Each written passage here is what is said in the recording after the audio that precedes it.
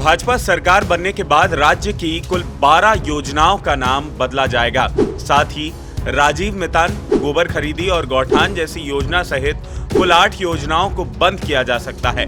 ये योजनाएं पिछली कांग्रेस की सरकार की फ्लैगशिप योजनाएं थी। बिजली बिल हाफ योजना को लेकर भी कई तरह की चर्चा है, क्योंकि भाजपा ने इसे अपने चुनावी घोषणा पत्र में शामिल ही नहीं किया है। छत्तीसगढ़ में सरकार बदलने के साथ ऐसा होता रहा है। इससे पहले कांग्रेस की सरकार ने 15 सालों के शासन में भाजपा द्वारा शुरू की गई कुल 10 से ज्यादा योजनाओं का नाम बदला था और करीब 12 को बंद कर दिया था। भाजपा ने 2003 से 2018 तक अपने 3 कार्यकाल के शासन में 55 से ज्यादा योजनाएं शुरू की थी। इनमें केंद्र सरकार के साथ संचालित होने वाली योजनाओं को छोड़कर बाकी सभी को कांग्रेस सरकार ने फंड देना बंद कर दिया था। इसमें दाल भात सेंटर जैसी सुविधा भी शामिल थी। भूपेश सरकार ने जिन योजनाओं को पूरी तरह बंद किया था, उसमें सबसे बड़ी योजना 50 लाख परिवारों को फ्री स्मार्टफोन बांटने की स्कीम थी। लेकिन अब बड़ा सवाल ये है कि भूपेश सरकार ने रमन सरकार की जिन योजनाओं को बंद किया था, अब उनका क्या होगा, इसका इंतजार करना होगा।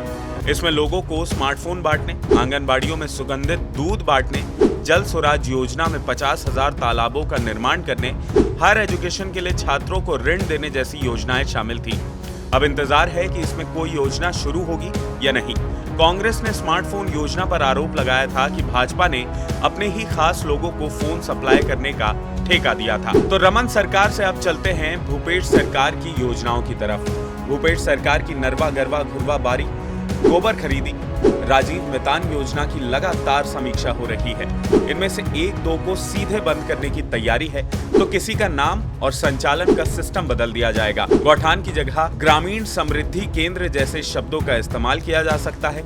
इसके अलावा बिजली बिल हाफ योजना भी रडार पर है। इस वजह से राज्य में सत्ता बदलने के बाद से ही बिजली योजना की भी खासी चर्चा है। हालांकि भाजपा के राजनेता बिजली बिल हाफ योजना बंद करने पर सीधे तौर पर कुछ भी नहीं कह रहे हैं। कांग्रेस सरकार ने पिछले 5 सालों के दौरान अलग अलग योजना में कुल 1,75,000 करोड़ रुपए खर्च किए हैं। तो चलिए जान लेते हैं कि कांग्रेस की सरकार ने भाजपा की रमन सरकार की किन योजनाओं के नाम बदले थे। इसमें पहला नाम था पंडित दीनदयाल उपाध्याय स्वावलंबन योजना, जिसे कांग्रेस सरकार ने बदलकर राजीव गांधी स्वावलंबन योजना कर दिया था। इसके बाद पंडित दीनदयाल सर्व समाज मांगलिक भवन योजना का नाम बदलकर डॉक्टर B.R. अम्बेडकर सर्व समाज मांगलिक भवन कर दिया गया था। पंडित दीनदयाल उपाध्याय LED पथ प्रकाश योजना का नाम भी बदलकर इंदिरा प्रियदर्शनी LED पथ प्रकाश योजना कर दिया गया था। पंडित दीनदयाल उपाध्याय आजीविका केंद्र योजना का नाम भी बदलकर राजीव गांधी आजीविका केंद्र योजना कर दिया गया था। साथ ही पंडित दीनदयाल उपाध्याय शुद्ध पेयजल योजना का नाम बदलकर इंदिरा प्रियदर्शनी शुद्ध पेयजल योजना कर दिया गया था। इसके अलावा मुख्यमंत्री तीर्थ योजना का नाम बदलकर तीर्थ बरत योजना रखा गया, लेकिन भ्रमण बंद कर दिया गया। इसके अलावा मुख्यमंत्री कन्या विवाह योजना, जो कि भाजपा की योजना थी, इस योजना के अंतर्गत भूपेश सरकार ने 15,000 से बढ़ाकर इसमें जो फंड था वो 25,000 किया और फिर उसे बढ़ाकर 50,000 कर दिया था। इसके साथ ही महतारी जतन योजना का नाम बदलकर मिनी माता महतारी जतन योजना कर दिया गया था। इसमें गर्भवतियों को सहायता दी जाती थी। साथ ही मुख्यमंत्री शहरी स्वास्थ्य कार्यक्रम का नाम बदलकर भी मुख्यमंत्री शहरी स्लम स्वास्थ्य योजना कर दिया गया था। इसके अलावा सूखा पीड़ित किसानों को राहत देने वाली योजना का नाम बदलकर राजीव गांधी किसान न्याय योजना किया गया था। मुख्यमंत्री स्वास्थ्य बीमा योजना का नाम बदलकर भूपेश सरकार ने मुख्यमंत्री विशेष स्वास्थ्य सहायता योजना को शुरू किया था। तो कुल मिलाकर इन सभी योजनाओं के नाम भूपेश सरकार ने बदले थे। लेकिन अब छत्तीसगढ़ में एक बार फिर से भाजपा की सरकार है। अब देखना होगा कि भूपेश सरकार की किन योजनाओं के नामों को भाजपा की सरकार बदलती है। लेकिन एक बात तो साफ है कि योजनाएं बदलने और इनके नाम बदलने से आम लोगों को खासी परेशानी होती है। सियासी कारणों से इस तरह की योजनाएं बंद करने और नाम बदलने से हितग्राहियों को बेहद परेशानी का सामना करना पड़ता है।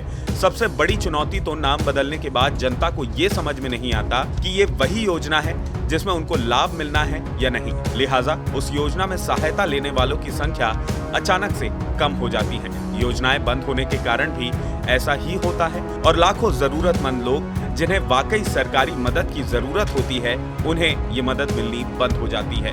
योजनाओं का नाम बदलने और पुरानी सरकार की योजनाओं को बंद करने के मामले पर आपकी क्या राय है? क्या आपको लगता है कि पुरानी कांग्रेस सरकार की योजनाओं को मौजूदा सरकार को बंद कर देना चाहिए या इनका नाम बदलना सही है? कमेंट करके अपनी राय जरूर रखें। इसके अलावा अगर आपको ये वीडियो पसंद आया हो तो इसे लाइक और शेयर करना ना भूलें और IBC 24 के हमारे YouTube चैनल खबर विभाग को जरूर सब्सक्राइब करें। नमस्कार।